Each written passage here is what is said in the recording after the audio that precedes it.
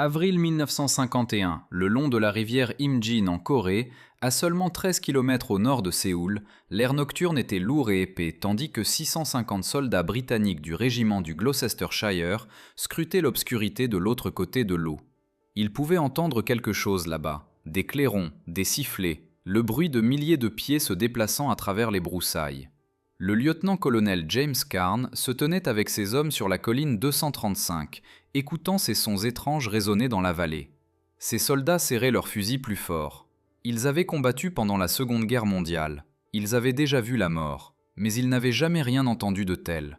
Quand les commandants américains avaient besoin de quelqu'un d'assez fou pour tenir une position impossible face à des forces écrasantes, ils n'appelaient pas les Marines, ils appelaient les Britanniques. Et ce que les Gloucester s'apprêtaient à affronter allait mettre à l'épreuve chaque once de courage qu'ils possédaient. C'était le printemps de 1951, et la guerre de Corée avait atteint un moment critique. Pendant près d'un an, les armées avaient déferlé d'avant en arrière à travers la péninsule coréenne, comme des vagues s'écrasant sur une plage. D'abord, les Nord-Coréens avaient poussé vers le sud, puis les Américains et leurs alliés avaient poussé vers le nord jusqu'à la frontière chinoise.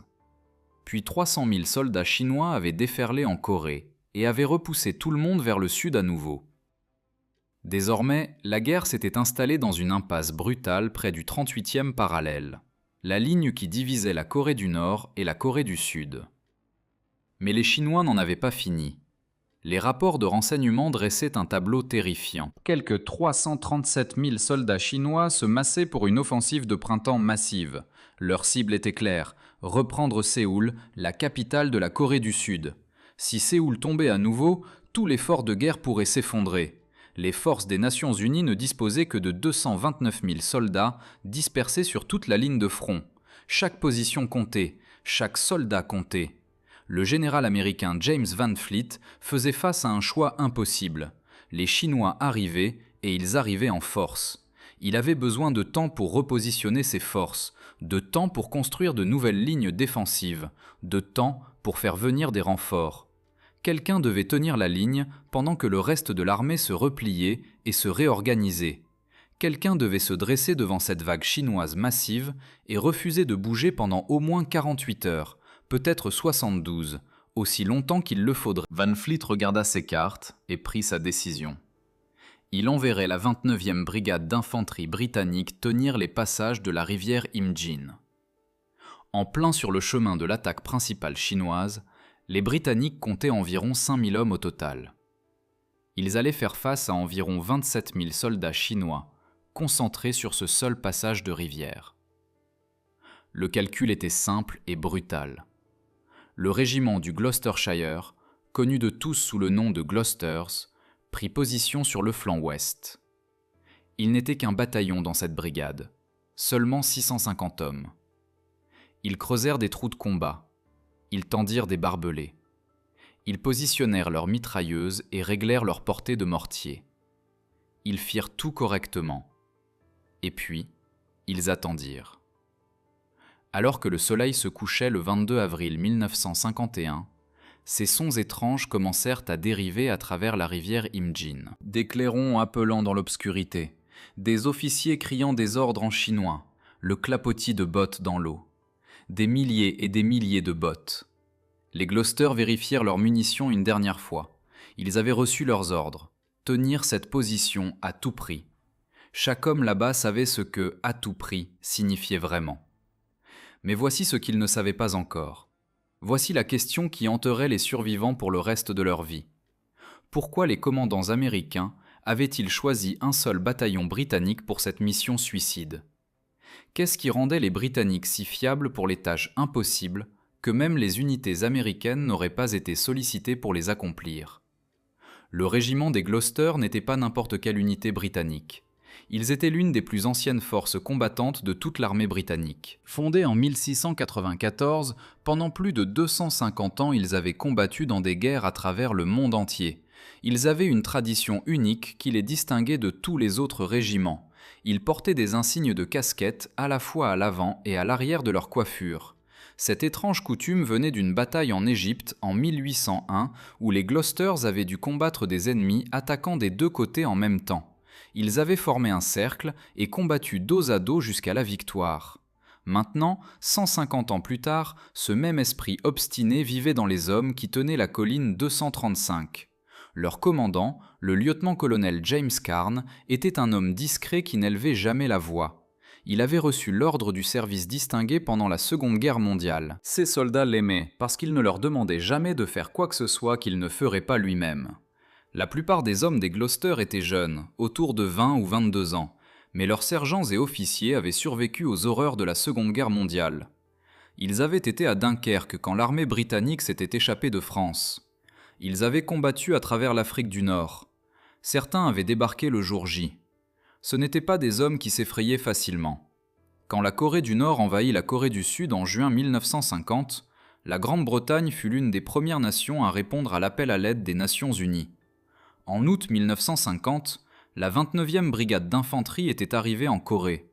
Cela incluait les Gloucester ainsi que d'autres bataillons britanniques. Au printemps 1951, environ 14 000 soldats britanniques et du Commonwealth combattaient en Corée. Cela incluait des soldats du Canada, d'Australie et de Nouvelle-Zélande. Comparez cela à l'engagement américain de plus de 250 000 soldats. La force britannique était minuscule. Pourtant, encore et encore, les commandants américains confiaient aux unités britanniques certaines des missions les plus difficiles. Ils avaient prouvé leur fiabilité, ils suivaient les ordres, ils ne paniquaient pas. Et peut-être plus important encore, s'ils étaient anéantis, cela ne coûterait pas de vies américaines. La situation stratégique en avril 1951 était désespérée. Le général Van Fleet commandait la 8e armée des États-Unis, la principale force combattante en Corée. Ses officiers de renseignement lui apportèrent des rapports qui lui glacèrent le sang. Les Chinois préparaient la plus grande offensive de toute la guerre. Des centaines de milliers de soldats se déplaçaient vers le sud sous le couvert de l'obscurité. Leur objectif était simple, percer les lignes des Nations Unies et reprendre Séoul. La capitale avait déjà changé de main 4 fois en moins d'1 an. Si elle tombait à nouveau, les conséquences politiques seraient dévastatrices. Van Fleet savait qu'il ne pouvait pas arrêter l'attaque chinoise de front. Il n'avait pas assez de troupes. Au lieu de cela, il élabora un plan pour échanger de l'espace contre du temps. Ses forces se replieraient dans un retrait contrôlé, faisant payer aux Chinois chaque kilomètre gagné. Mais ce plan ne fonctionnait que si quelqu'un pouvait ralentir l'avancée chinoise. Quelqu'un devait garder la porte pendant que tous les autres s'échappaient par l'arrière. La 29e brigade britannique fut positionnée sur le flanc occidental de la ligne des Nations Unies. C'était l'endroit le plus dangereux de tout le front. La rivière Imjin avait été une route d'invasion vers Séoul pendant des centaines d'années. Les anciennes armées coréennes avaient livré des batailles sur ces mêmes collines. Maintenant, c'était au tour des Britanniques. Au début du mois d'avril, les journées étaient calmes. Les Gloucesters effectuaient des patrouilles.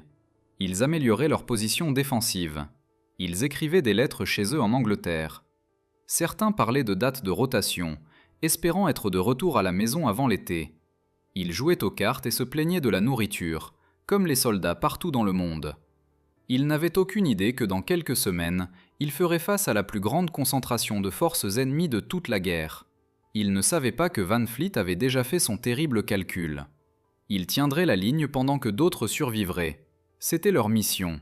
C'était pour cela que les Américains les avaient appelés. La soirée du 22 avril 1951 commença comme n'importe quelle autre. À 18h, le soleil commença à se coucher sur la rivière Imjin. Puis les rapports commencèrent à arriver. Les patrouilles repérèrent des soldats chinois traversant la rivière. Beaucoup d'entre eux. Le son des clairons dérivait dans l'air crépusculaire. Les Chinois utilisaient des clairons et des sifflets pour communiquer les ordres à leurs troupes. Pour les soldats britanniques qui écoutaient dans leurs trous de combat, cela ressemblait à des fantômes appelant depuis l'obscurité. Ah, les Gloucesters occupèrent leur position sur la colline 235. 650 hommes vérifièrent leurs armes et scrutèrent les ombres grandissantes. Ils pouvaient voir des formes bouger de l'autre côté de la rivière. Des centaines de formes, puis des milliers. Leurs équipages d'artillerie de soutien chargèrent les obus et attendirent les ordres. Tout le monde savait que quelque chose de gros se préparait. Ils ne savaient simplement pas à quel point. À 22h cette nuit-là, la 187e division chinoise s'écrasa sur les positions des Gloucester. Ce n'était pas une attaque normale. C'était une vague humaine. Des formations de centaines de soldats chinois chargèrent droit sur les lignes britanniques, hurlant et soufflant dans des sifflets. Les Gloucester ouvrirent le feu avec tout ce qu'ils avaient. Leurs fusils Lee Enfield claquaient dans l'obscurité. Les mitrailleuses légères Bren crépitaient en courtes rafales. Les mitrailleuses lourdes Vickers balayaient d'avant en arrière, fauchant des rangées entières d'assaillants. Les mortiers lâchaient des obus dans les formations chinoises, projetant terre et corps dans les airs. L'odeur de poudre emplissait l'air, si épaisse que les soldats pouvaient la goûter. Les balles traçantes illuminaient la nuit comme des lucioles mortelles. Vers minuit, les Gloucesters réalisèrent que la première vague de soldats chinois tomba. Puis vint la deuxième vague. Puis la troisième. Ils continuaient d'arriver. Vers minuit, les Gloucesters réalisèrent que ce n'était pas juste une reconnaissance ou un raid. C'était une offensive majeure. Les Chinois lançaient 3 divisions complètes sur le secteur de la rivière Imjin. Cela signifiait 27 000 soldats ennemis concentrés sur cette seule petite zone. Le bataillon belge positionné à la gauche des Gloucesters s'effondra sous la pression massive. Ce n'étaient pas des lâches, ils étaient simplement submergés. Les unités sud-coréennes sur le flanc droit commencèrent à se disloquer. Des brèches s'ouvrirent dans la ligne. Les Gloucesters se retrouvèrent soudain exposés des deux côtés. Des messages radio crépitaient dans la nuit. D'autres unités criaient qu'elles étaient submergées. Des ordres de repli emplissaient les ondes, mais les Gloucesters tinrent leur position. Le lieutenant-colonel Carn marchait calmement de trou de combat en trou de combat, vérifiant l'état de ses hommes, sa voix posée et calme. Quand l'aube se leva le 23 avril, les Gloucesters étaient toujours là, mais ils étaient désormais encerclés sur 3 côtés. Les pertes s'accumulaient, plus de 50 hommes étaient morts, plus de 100 étaient blessés. Les infirmiers travaillaient frénétiquement, mais il manquait de bandages et de médicaments. Les munitions s'épuisaient. Les soldats commencèrent à compter leurs balles, faisant en sorte que chaque tir compte. Les Chinois contrôlaient la plupart des passages de la rivière. Désormais, il n'y avait aucun moyen d'acheminer des renforts ou des ravitaillements. Le lieutenant-colonel Carn envoya un simple message radio au quartier général de la brigade. « Nous sommes toujours là. » Les commandants américains qui écoutaient les communications radio réalisèrent la terrible vérité. Les Gloucesters étaient coupés, encerclés, seuls. Puis vint l'ordre du quartier général de la brigade que chaque soldat redoutait. Tenir la position à tout prix. Il n'y avait aucune ambiguïté sur ce que ces mots signifiaient. À tout prix signifiait qu'on ne bat pas en retraite. À tout prix signifiait qu'on se bat jusqu'à ce qu'on ne puisse plus se battre. À tout prix signifiait qu'on avait été sacrifié. Carn rassembla ses officiers et leur annonça la nouvelle. Puis il marcha parmi ses hommes. Il ne fit pas de discours dramatique. Ce n'était pas la manière britannique. Il dit simplement, un peu collant, mais on s'en sortira. Les soldats savaient mieux que cela. Ils avaient vu assez de guerre pour comprendre. Certains d'entre eux sortirent du papier et des crayons et écrivirent des lettres d'adieu. D'autres vérifièrent simplement leurs munitions une dernière fois et acceptèrent leur sort. Tout au long du 23 avril, les attaques ne cessèrent jamais. Les Chinois attaquèrent les Gloucester depuis 3 directions différentes. Vague après vague de soldats chargeaient la colline 235. Les obus d'artillerie chinois sifflaient au-dessus de leur tête et explosaient parmi les positions britanniques, projetant des gerbes de terre et de roches. Les combats devinrent si rapprochés que les hommes se lançaient des grenades les uns sur les autres. Les baïonnettes brillaient au soleil. Parfois, les combats se réduisaient au poing, aux crosses de fusil et à des luttes désespérées au fond des trous de combat. La température grimpa à 30 degrés. Les soldats étaient épuisés, trempés de sueur, couverts de terre et de sang. Ils n'avaient pas dormi depuis plus de 30 heures. L'eau commençait à manquer. Les fournitures médicales étaient épuisées. Les blessés gisaient dans des postes de secours improvisés, avec rien d'autre que des pansements de campagne pour arrêter leurs hémorragies. Les observateurs d'artillerie américains qui regardaient depuis des collines éloignées n'en croyaient pas leurs yeux. Les Britanniques se battaient toujours, tenaient toujours, refusaient toujours de céder. Le soir du 23 avril, les Chinois avaient complètement encerclé la colline 235. Le dernier message radio des Gloucesters crépita jusqu'au quartier général. « Nous sommes coupés, munitions critiques, pertes lourdes. » La réponse du commandant de brigade fut courte et brutale. « Compris. Tenez la position. » Sur les 650 hommes qui avaient commencé la bataille, seuls 450 étaient encore en état de combattre. 200 étaient morts ou trop grièvement blessés pour tenir un fusil. Les commandants chinois étaient de plus en plus frustrés. Ils avaient lancé des milliers de soldats contre cette seule petite colline. Toute leur offensive était au point mort parce qu'ils ne pouvaient pas passer ces obstinés soldats britanniques. En se basant sur l'acharnement avec lequel les Gloucester se battaient, les Chinois estimèrent qu'ils devaient faire face à au moins un régiment complet de 3000 hommes. Ils n'avaient aucune idée que ce n'était qu'un seul bataillon qui refusait simplement de mourir. Le matin du 24 avril apporta la crise finale. Les commandants chinois engagèrent 2 régiments frais dans l'attaque. Ils étaient déterminés à écraser les Gloucesters une fois pour toutes. Ils devaient percer. Toute leur offensive en dépendait. Le lieutenant-colonel Carn faisait face à un choix impossible. Il pouvait ordonner à ses hommes de se rendre et sauver leur vie, ou il pouvait continuer à se battre jusqu'à ce que le dernier homme soit tué. Il n'y avait aucune chance de victoire, aucune chance de secours, aucune chance d'évasion. Il rassembla ses officiers survivants et prit sa décision. « Chacun pour soi, leur dit-il. Essayez de percer. » C'était l'ordre le plus difficile qu'il ait jamais donné. Mais il savait que beaucoup de ses hommes choisiraient de continuer à se battre de toute façon. Et il avait raison. De petits groupes de soldats tentèrent de se faufiler à travers les lignes chinoises sous le couvert de l'obscurité et du brouillard matinal. Certains d'entre eux réussirent. Ils rampèrent à travers les rizières, se cachèrent dans des fossés de drainage, ne se déplaçant que la nuit. Des jours plus tard, des survivants épuisés trébuchèrent jusqu'aux lignes des Nations Unies, avec des histoires incroyables d'évasion miraculeuse. Mais la plupart des hommes n'y parvinrent pas. Ils furent capturés ou tués en essayant. Les combats sur la colline 235 devinrent sauvages et désespérés. Les hommes se battaient avec tout ce qu'ils pouvaient trouver, des pierres, des casques, des fusils brisés, leurs mains nues. Des simples soldats décrivirent plus tard des combats où ils luttaient corps à corps avec des soldats chinois dans la boue. Les 2 camps trop épuisés pour faire autre chose que tenter d'étrangler l'adversaire. Certaines positions britanniques tinrent jusqu'à ce que leurs munitions soient complètement épuisées. Puis ils se battirent à la baïonnette, puis avec plus rien du tout. Le lieutenant-colonel Carn refusa d'abandonner les blessés qui ne pouvaient pas s'échapper.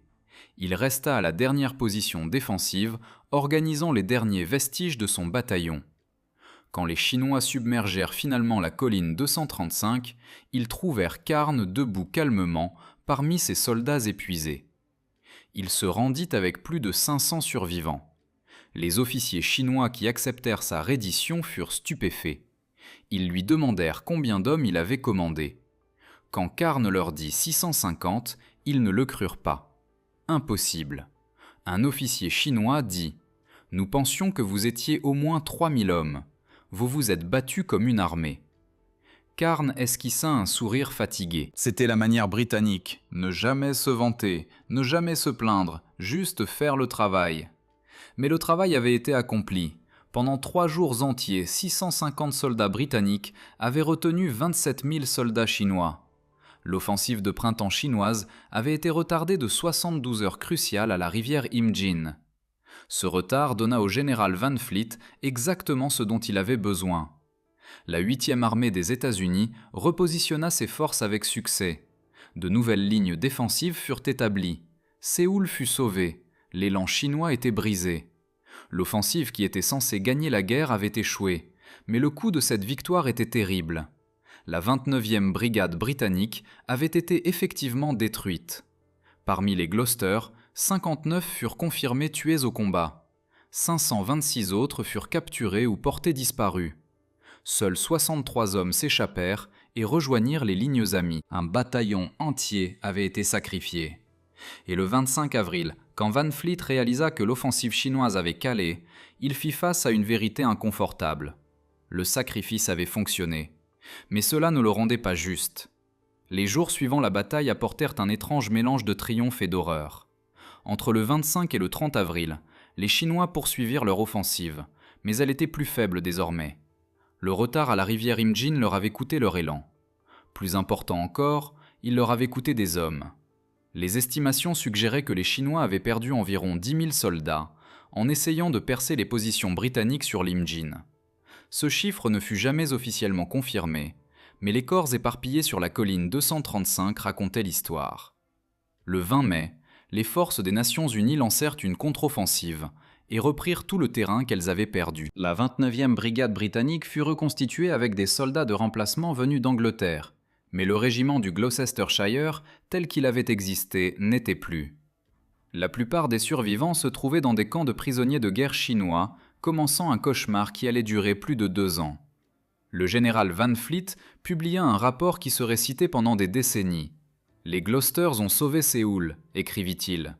Dans ses déclarations publiques, il loua le courage et le sacrifice extraordinaire des soldats britanniques. Les journaux américains publièrent des articles sur la résistance héroïque à la rivière Imjin. Mais en privé, certains commandants américains ressentaient une profonde culpabilité. Ils avaient donné l'ordre, ils avaient envoyé ces hommes mourir. Certains se demandaient si cela avait été nécessaire, s'il y avait eu un autre moyen. Les unités américaines qui avaient été sauvées par le retard de 3 jours exprimèrent une profonde gratitude. Ils savaient qu'ils devaient la vie aux Britanniques. Mais il y avait aussi une conscience inconfortable qui flottait dans l'air et qui ne fut jamais tout à fait exprimée à voix haute. Nous avons laissé les Britanniques mourir pour nous. Nous avons fait ce choix, nous devons vivre avec. En Grande-Bretagne, la nouvelle de la destruction des Gloucesters frappa comme un coup de massue. Le choc initial céda la place à un mélange complexe d'émotions. Il y avait de la fierté, certainement. Les hommes avaient tenu quand d'autres avaient cédé. Ils avaient montré au monde ce que les soldats britanniques pouvaient accomplir. Mais il y avait aussi du chagrin. Tant de familles reçurent des télégrammes disant que leurs fils, mari et père, étaient portés disparus ou capturés. Des questions furent soulevées au Parlement. Les troupes britanniques avaient-elles été utilisées comme chair à canon par les Américains ? Le Premier ministre Clement Attlee défendit le sacrifice, affirmant qu'il avait été nécessaire pour sauver l'armée entière. Mais l'opinion publique britannique était en colère. Les citoyens ordinaires estimaient que les Américains avaient gaspillé des vies britanniques. Les familles de militaires étaient dévastées. Les mères endeuillées pleuraient des fils morts à 10 000 km de chez eux, dans une guerre que la plupart des Britanniques comprenaient à peine. En coulisses, les tensions diplomatiques s'enflammèrent. Des messages privés volèrent entre Londres et Washington. Les responsables britanniques exigèrent un meilleur traitement et une meilleure protection pour les forces du Commonwealth en Corée. Ils voulaient des garanties que leurs troupes ne seraient plus sacrifiées. Les responsables américains se mirent sur la défensive. Ils se sont portés volontaires pour la mission, arguèrent certains.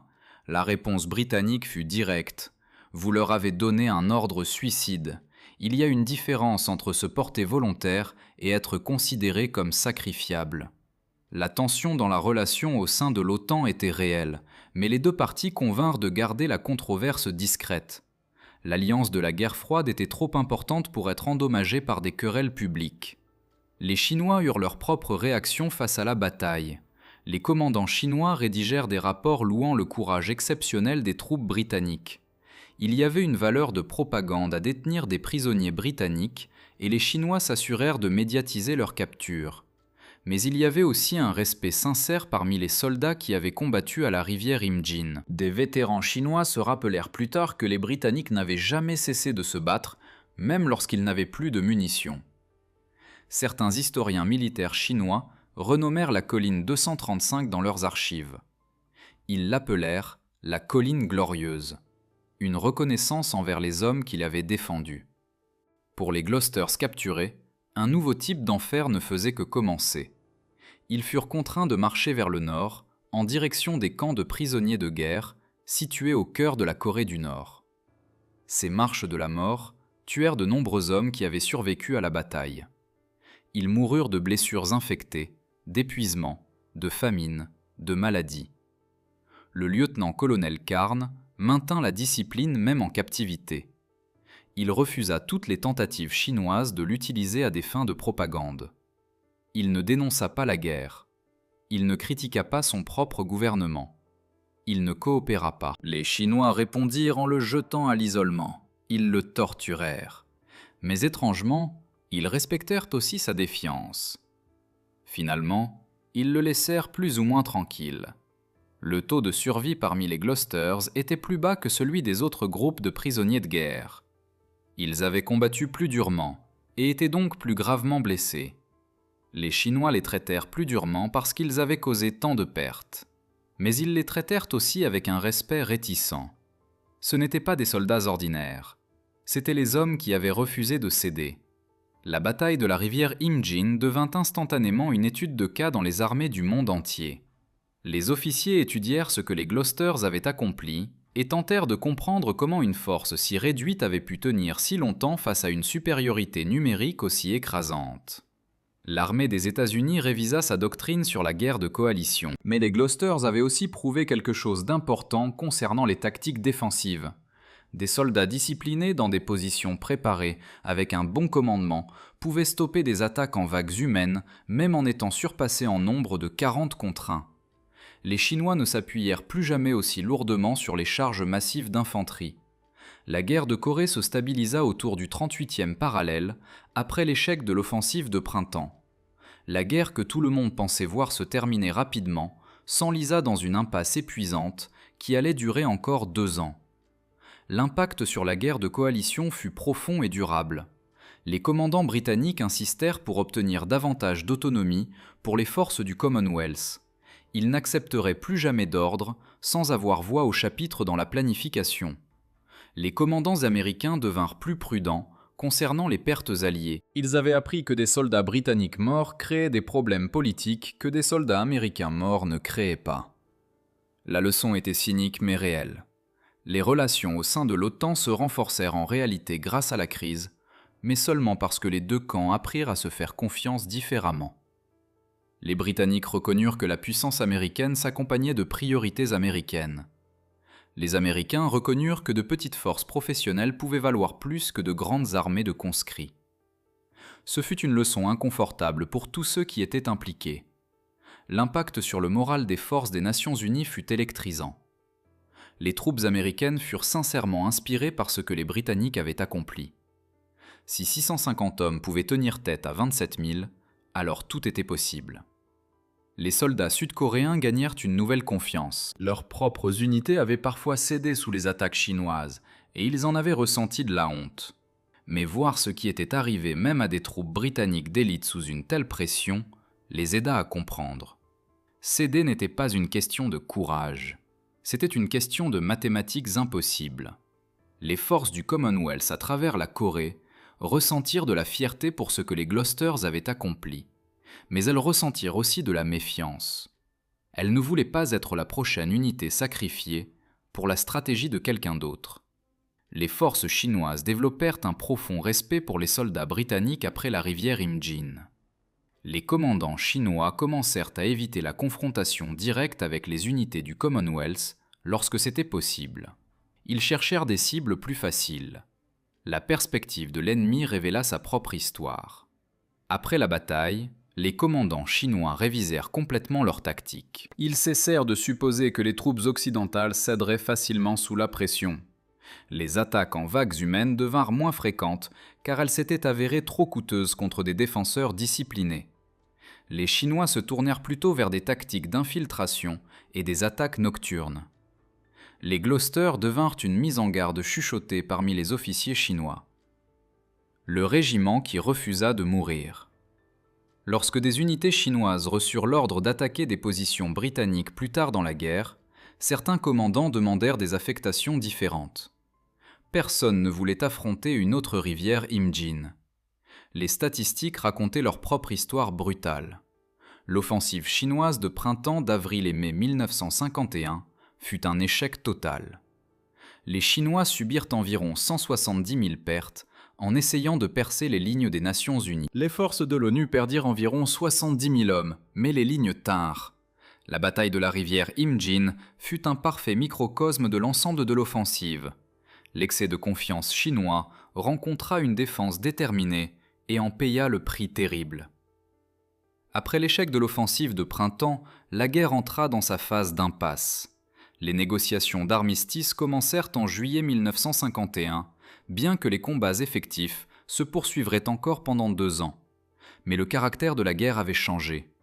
Aucun des deux camps ne croyait plus qu'une victoire totale était possible. Les Gloucesters avaient contribué à le prouver. Le lieutenant-colonel James Carn passa plus de 2 ans dans les camps de prisonniers de guerre chinois après sa capture le 25 avril 1951. Il maintint la discipline et le moral parmi les Gloucesters capturés, même dans ces conditions terribles. Les Chinois essayèrent tout pour le briser. Ils voulaient qu'il dénonce la guerre, qu'il critique le gouvernement britannique, qu'il fasse des déclarations de propagande. Carnes refusa à chaque fois. Ils le jetèrent à l'isolement. Ils le torturèrent. Ils l'affamèrent. Il ne céda jamais. Son obstination tranquille devint légendaire parmi les prisonniers. Lorsque Carnes fut finalement libéré en septembre 1953 après l'armistice, il rentra chez lui accueilli en héros. Le gouvernement britannique lui décerna la Croix de Victoria, la plus haute distinction militaire. Il était rare que quelqu'un reçoive cette médaille pour son leadership en captivité plutôt qu'au combat. Carnes n'aimait jamais parler de la bataille. Il vécut une retraite tranquille et accorda rarement des entretiens. Lorsqu'il mourut en 1986, à l'âge de 81 ans, toute sa vie avait été définie par ces 3 jours d'avril 1951. Ce fut son fardeau et sa gloire. Le soldat Philip Curtis n'avait que 19 ans lorsqu'il combattit à la rivière Imjin. Avant que la bataille ne commence, il écrivit une dernière lettre à sa mère. Il la glissa dans sa poche, espérant que quelqu'un la trouverait s'il mourait. La lettre disait « Ne t'inquiète pas pour moi, on leur donne l'enfer ». Lorsque Curtis fut capturé, un soldat chinois trouva la lettre, mais la lui laissa. Curtis survécut au camp de prisonniers de guerre et rentra chez lui en 1953. Mais survivre n'était pas la même chose que vivre. Il souffrit de ce que les médecins appelleraient plus tard le syndrome de stress post-traumatique. Il faisait des cauchemars à propos des clairons et des hurlements. Il se sentait coupable d'avoir survécu alors que tant de ses amis étaient morts. Pendant plus de 40 ans, il ne put parler de ce qui s'était passé. Finalement, dans les années 1990, il trouva la paix grâce à des associations d'anciens combattants où d'autres survivants comprenaient ce qu'il avait traversé. Lorsque Curtis mourut en 2003, il fut enterré avec l'insigne de son régiment. Sa famille y veilla. Le capitaine Anthony Farrar Oakley était l'adjudant des Gloucester, âgé de seulement 26 ans pendant la bataille. Après sa capture, il devint célèbre parmi les prisonniers pour ses tentatives d'évasion. Il tenta de s'évader des camps chinois à plusieurs reprises. Chaque fois il fut repris, chaque fois il fut torturé pour cela, mais il ne cessa jamais d'essayer. Son esprit était indestructible. Après la guerre, Farrar Oakley écrivit un mémoire détaillé intitulé « Le fil de l'épée » qui racontait l'histoire des Gloucester à la rivière Imjin. Il gravit les échelons militaires pour devenir général et finit par commander les forces de l'OTAN en Europe du Nord. Tout au long de sa carrière, il plaida pour un soutien et une protection adéquats des troupes alliées dans les opérations de coalition. Les leçons de la rivière Imjin restèrent avec lui pour toujours. Lorsqu'il mourut en 2006, il fut honoré comme le dernier survivant du groupe de commandement des Gloucesters. Le côté chinois avait ses propres histoires tragiques. Le général Peng Dehuai commandait toutes les forces chinoises en Corée pendant l'offensive de printemps.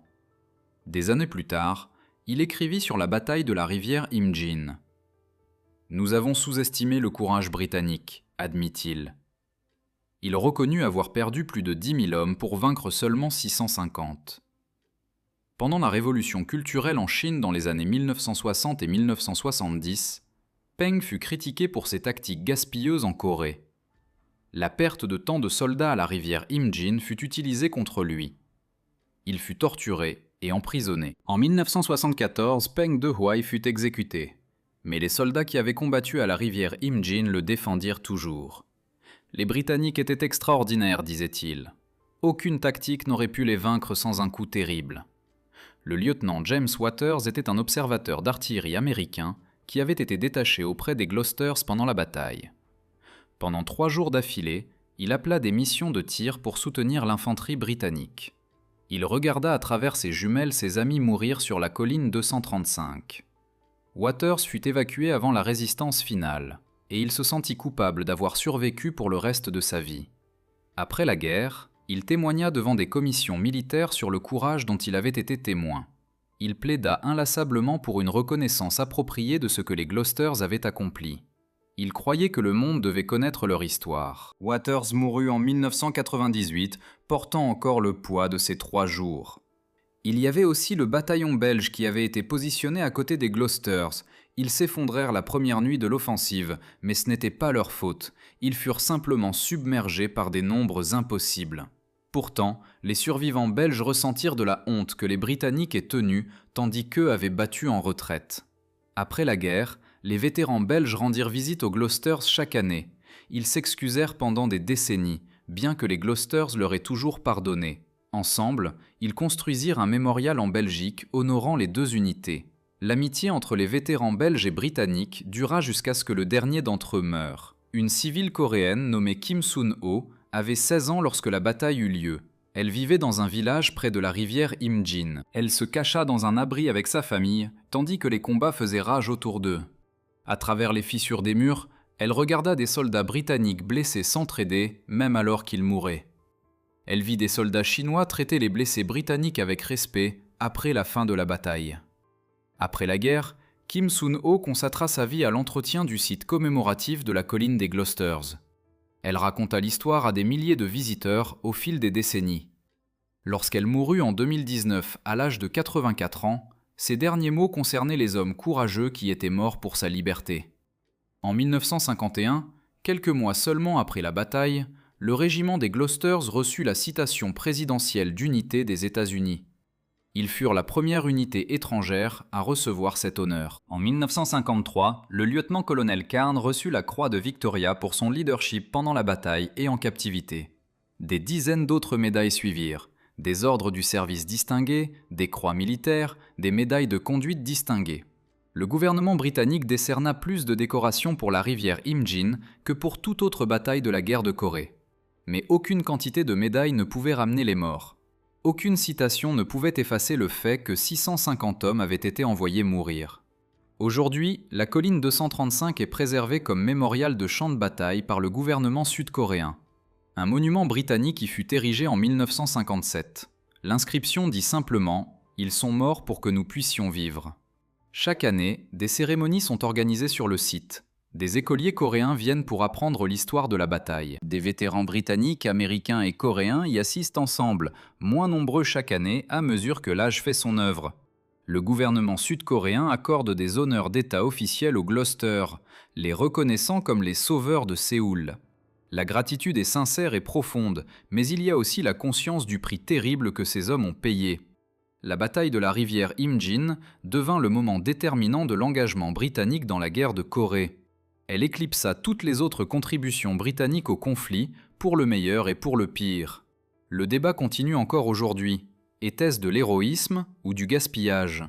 La plupart des Britanniques diraient que c'était les deux à la fois. Il y a de la fierté pour ce que les soldats ont accompli, mais il y a aussi de la colère face aux circonstances qui les ont placés là. Le régiment des Gloucesters lui-même fut fusionné avec d'autres unités en 1994 en raison de coupes budgétaires dans la défense.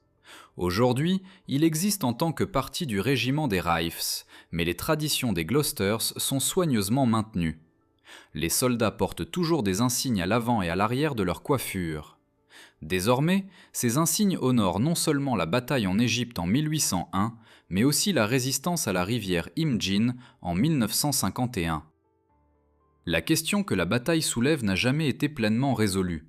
Pourquoi les Américains ont-ils choisi les Britanniques pour cette mission suicide ? La réponse honnête n'est flatteuse pour personne. Les Britanniques pouvaient être sacrifiés parce qu'ils étaient un petit contingent loin de chez eux. Leur perte ne coûterait pas de vies américaines ni de votes américains. Mais ils furent aussi choisis parce qu'ils ne céderaient pas. La culture militaire britannique, bâtie sur des siècles de discipline, de devoir et d'humour noir face à la mort, les rendait fiables pour des missions impossibles. C'est à la fois leur honneur et leur tragédie. On leur faisait confiance parce qu'on pouvait compter sur eux pour mourir dignement. Un commandant chinois dit un jour « Nous avons affronté 650 hommes qui se sont battus comme 6500 ». Un général américain admit « Nous leur avons demandé de mourir et ils l'ont fait ». L'épitaphe d'un soldat britannique dit « Nous sommes restés parce qu'on nous l'a ordonné et parce que nous étions britanniques ». Une civile coréenne écrivit « C'était des étrangers qui sont morts pour notre liberté ». Toutes ces choses sont vraies en même temps. Les Gloucesters furent les victimes d'un calcul cynique sur les pertes acceptables. Ils furent aussi des héros qui sauvèrent une ville et changèrent le cours d'une guerre. Aujourd'hui, la colline des Gloucesters est paisible, verdoyante et silencieuse. Des enfants coréens jouent sur les pentes où des hommes ont saigné et sont morts.